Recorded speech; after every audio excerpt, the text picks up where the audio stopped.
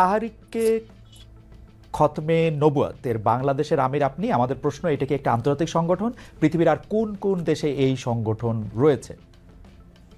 আমাদের তাহরিকে খতমে নবুয়াত বাংলাদেশের যুক্তরাজ্য শাখা আছে এবং এবং পশ্চিমবঙ্গ শাখাও আছে। যুক্তরাজ্য এবং পশ্চিমবঙ্গের শাখা রয়েছে, সুতরাং এটিকে আমরা একটি আন্তর্জাতিক সংগঠন এটির মধ্যে একটি বলতে পারি। জি।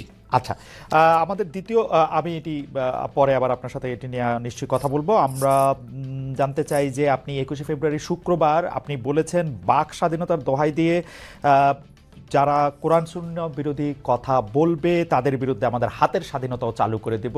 এটা আসলে আপনি কি মিন করেছেন? এবং একই সাথে আপনি বলেছেন যে জনাব ফরহাদ মাজার, জনাব সলিমুল্লাহ খান, জনাব সোহেল হাসান গালিব এবং জনাব রাখাল রাহা সহ এদেরকে আসলে হত্যা বা চরম শাস্তি দিতে হবে, এটা দিয়ে আসলে আপনি কি বুঝাতে চান?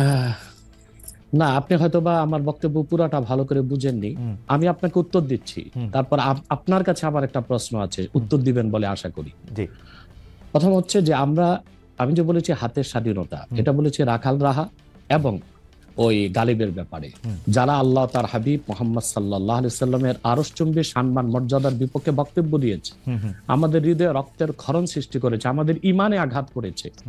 আর যেহেতু আজকে 50 বছর যাবত দেশের মুসলমান আলেম ওলামা সর্বশ্রেণীর মুসলিমদের দাবি হচ্ছে ব্লাসফেমি আইন, যেন নাস্তিক তার নাস্তিকতা নিচে পোষণ লালন করবে, ধর্মনিরপেক্ষতাবাদী তার ধর্মনিরপেক্ষতা আদর্শ নিজে লালন করবে, কিন্তু ফ্রিডম অফ স্পিচ এবং ফ্রিডম অফ এক্সপ্রেশন, বাক স্বাধীনতা, মুক্ত চিন্তার দোহাই দিয়ে যখন তখন আল্লাহ তার হাবিব সাল্লাল্লাহু আলাইহি ওয়াসাল্লামকে গালি দিবে, ইসলামের বিরোধিতা করবে, আর রাষ্ট্র তাদেরকে প্রতিহত করবে না, প্রতিরোধ করবে না, বরং আমরা তাদের যদি শাস্তি দাবিতে রাস্তায় নামি, তখন রাষ্ট্র আমাদের ট্যাক্সি কিনা বুলেট আমাদের বুকে মারে। যুগের পর যুগ আমাদের দাবি আদায় হচ্ছে না, আর তারা বাক স্বাধীনতার দোহাই দিয়ে আমাদের ইমানে আঘাত করবে, তখন তো নিরুপায় হয়ে আমরা আমাদের হাতের স্বাধীনতা বাস্তবায়ন করবই। আর সলিমুল্লাহ ফরহাদের ব্যাপারে আমি মৃত্যুদণ্ডের কথা বলিনি, আমি বলেছি সলিমুল্লাহ এবং ফরহাদ অত্যন্ত বুদ্ধিবৃত্তিক ভাবে মানুষকে, সমন্বয়কদেরকে বিপদগামী করছে। ওকে, আপনি কি আমাকে প্রশ্নটা করতে চেয়েছিলেন, সেটা কি করবেন? আমার আরেকটা প্রশ্ন রয়েছে ব্যাপারে। আপনাকে আমার প্রশ্ন যে আপনি তো এই বিষয়ে আমাকে মুখোমুখি আনলেন, কিন্তু রাখাল রাহা এবং গালেব তাদেরকে আপনি মুখোমুখি করলেন না কেন? এতদিন চলে গেল। আচ্ছা, আপনি কি এই প্রশ্নের উত্তরটি, মানে প্রথম কথা হচ্ছে যে আপনাকে এই বিষয়েই শুধু না, আমরা অনেকগুলি বিষয় বুঝে নেওয়ার জন্য সেটা কথা বলেছি। আপনি একজন ইসলামী স্কলার, বিভিন্নভাবে আপনি হচ্ছেন এই বিষয়ে আপনার যে মতামত, সেই মতামত দেওয়ার জন্য অনেকে বলে থাকেন সবচেয়ে যোগ্যদের একজন, সেজন্য আপনার কাছ থেকে আমরা এটা শুনতে চেয়েছি। জনাব সোহেল হাসান গালিব এবং জনাব রাখাল রাহা তারা এখন আত্মগোপনে আছেন। আমরা শুনেছি সোহেল হাসান গালিব হচ্ছে মানে ইয়ার হেফাজতে আছেন, যাকে গ্রেফতার বলা হচ্ছে, সেই জন্য আমরা তাকে আসলে ইচ্ছা করলেও আমরা আসলে তাকে পাবো না এবং তাকে মুখোমুখি করার ব্যাপারে আমরা পারবো না। আপনাকে মুখোমুখি করার অর্থ হচ্ছে আমরা আপনার কাছে অনেক কিছু আসলে জানতে চাই এবং বুঝে নিতে চাই, যেহেতু আপনি এই বিষয়ে কথা বলার জন্য সবচেয়ে যোগ্যদের একজন বলে অনেকেই মত দিয়ে থাকেন। সেই জন্য আমি আশা করি যে আপনার প্রশ্নের উত্তর আমি দিতে পেরেছি, মানে আপনার সাথে ওনাদের তুলনা আমি করতে চাই না আর কি। হাওয়েভার, জনাব আব্বাসী, আমি কি আপনাকে পরবর্তী প্রশ্ন করতে পারি? আচ্ছা, আপনি বলেছেন যে আমাদের হাতের স্বাধীনতা যেহেতু আপনার এটা পালন করা হচ্ছে না, সেখানে আমাদের বলতে আপনি কাদের কথা বুঝিয়েছেন? সেটা কি আপনি হাতে তুলে নেবেন নাকি আপনি আহ্বান জানাচ্ছেন হাতের স্বাধীনতা প্রয়োগ করার ব্যাপারে? দেখুন আমাদের মধ্যে আপনিও আছেন। ওকে, কারণ আপনার নাম মহিউদ্দিন, আপনি জানেন আপনার নামের অর্থ কি? আমার নামের অর্থ আমি জানি, কিন্তু আমি আপনার মানে আপনার বক্তব্যের সাথে দ্বিমত পোষণ করেন এরকম অনেক আলেমকেও আমি চিনি আর কি। যাই হোক, সেটার ব্যাপারে আমি পরে আসছি। আপনি আমার শিক্ষক হিসেবে আপনি এটা আমাকে একটু ব্যাখ্যা করেন যে জিনিসটা আসলে আমাদেরটাকে। জি, সরি, আমি খালেদ ভাই আপনাকে ভাই বলছি। জি, আপনি আমার চেয়ে বয়সে বড় হবেন। জি। দ্বিতীয় কথা হচ্ছে, উত্তরটা শুধু আপনাকে দিচ্ছি না, আপনার মাধ্যমে অনেককেই দিচ্ছি। আল্লাহ তাআলা পৃথিবীর মানুষকে 3টা শ্রেণীতে ভাগ করেছেন, মুমিনুন, কাফিরুন, মুনাফিকুন। এই জন্য 3 নামে কোরআন কারিমের সূরাও এসেছে। মুমিনের নামে সূরা আল মুমিনুন, কাফিরের নামে সূরা কাফিরুন, মুনাফিকের নামে মুনাফিকুন। তার মানে বিশ্বাসী অবিশ্বাসী বর্ণচোরা। যারাই মুমিনুন বা বিশ্বাসী, আপনি যদি সেই বিশ্বাসীদের একজন হন, তবে হাতের স্বাধীনতাকে আপনিও সমর্থন করবেন। আমি আপনাকে আমার মধ্যেই রাখলাম।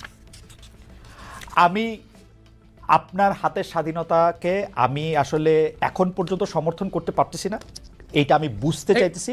কারণ হচ্ছে যে অনেক, এটা আপনি আমাকে বলেন সেই আপনি কিনা, মানে আমাকে না রেখে আপনি আপনাকে বলেন যে এই হাতের স্বাধীনতা আপনার কিনা। এবং পাশাপাশি আমার প্রশ্ন, বাংলাদেশে এই রকম ফতোয়া দেওয়ার আর কার অধিকার রয়েছে, বা আপনি ছাড়া আর কে এরকম বলতে পারেন? দেখুন, হ্যাঁ সেটাই বলছি। আমি আমার থেকে আপনাকে দূরে সরাতে চাই না, কারণ আপনি মহিউদ্দিন মানে যে দিনকে জিন্দা করে, রাইট, ধর্মের পুনরুদ্ধার, দিনের সংস্কার। হ্যাঁ, পুনরুদ্ধার না, দিন তো পরিপূর্ণ হয়ে গেছে ১,৫০০ বছর আগে। অর্থাৎ ধর্মের পক্ষে যে কাজ করে, দিনের মৌলিক বিধানগুলোকে বাস্তবায়নে যে সচেষ্ট, সেজন্য আপনি আমার মধ্যে যদি আপনার নাম আর আপনার কাজে ভিন্ন হয়, তাহলে আপনি কিন্তু দুঃখ নিবেন না, মুনাফেক বা বর্ণচোরাদের অন্তর্ভুক্ত হন। যেহেতু আপনি মহিউদ্দিন এবং আপনি একজন মুসলিম পরিচয় দিচ্ছেন, এটা সকল মুসলিমদের পক্ষ থেকে আমার ফতোয়া। কেন সেটা আমি ব্যাখ্যা করে দিচ্ছি। রাষ্ট্রের কাজ কি? শুধু অন্য ধর্মের মানুষের অধিকারকে রক্ষা করা? বাংলাদেশ একটি গণতান্ত্রিক রাষ্ট্র। গণতন্ত্রের মূল কনসেপ্ট হচ্ছে decision of much people will be granted. এদেশে সকল মুসলমানই মুরতাদের শাস্তি মৃত্যুদণ্ড চায়। একটা ক্ষেত্রে আমাদের আলেমুলামাদের মধ্যে কিছু মতভেদ আছে, সেটা হচ্ছে যে মুরতাদকে তওবা করার সুযোগ দেওয়া হবে কিনা।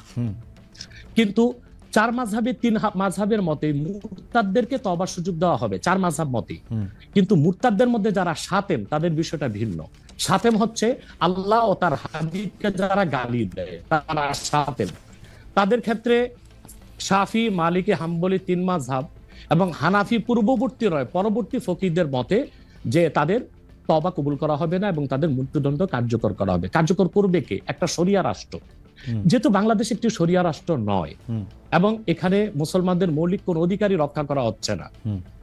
দেখুন, আপনি দাউদ হায়দার এদেশে সে শাতিম ছিল, আল্লাহ তার হাবিব সাল্লাল্লাহু আলাইহি ওয়াসাল্লামের সামনে গালি দিয়েছিল। তখন এদেশের তখন যে সরকার ছিল, তারা তাকে জামায়াতদারি বিদেশ পাঠিয়ে দিয়েছে।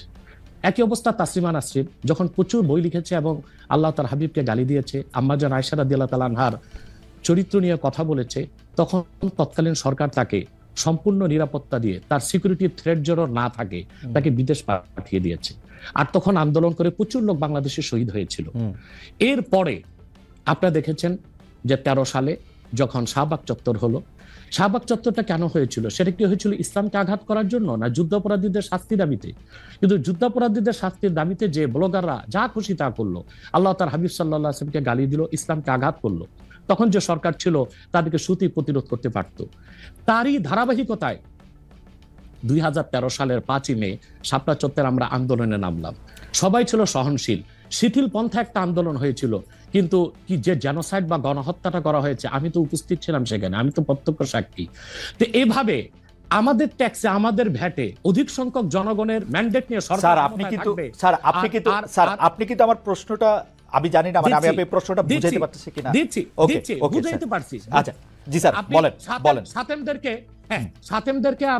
সরকার পৃষ্ঠপোষকতা দিবে, কোনো শাস্তি নির্ধারণ করবে না, তখন তো আমরা আমাদের আইনকে হাতে তুলে নিতেই হবে, আমাদের তো আর করার কিছু থাকে না। স্যার, এই আইনকে যে হাতে তুলে নেবেন, এই জনটাকে আপনি কোনো বিচার কি তার বিচার করবেন? কারণ আমরা ইসলামিক স্কলারদের কাছেই শুনছি যে তার বিচারকরা তার বিচার করবেন, বিচার করার পরে তার এটার মধ্যে এটা হবে। কিন্তু আপনি বলছেন আইন আপনি হাতে তুলে নেবেন, সেইটা মানে আমি প্রশ্নটা কি করে করবো ডক্টর আব্বাস, আমি জানি না, মানে এইটার জন্য আপনি যে ফিটেস্ট লোক, এটা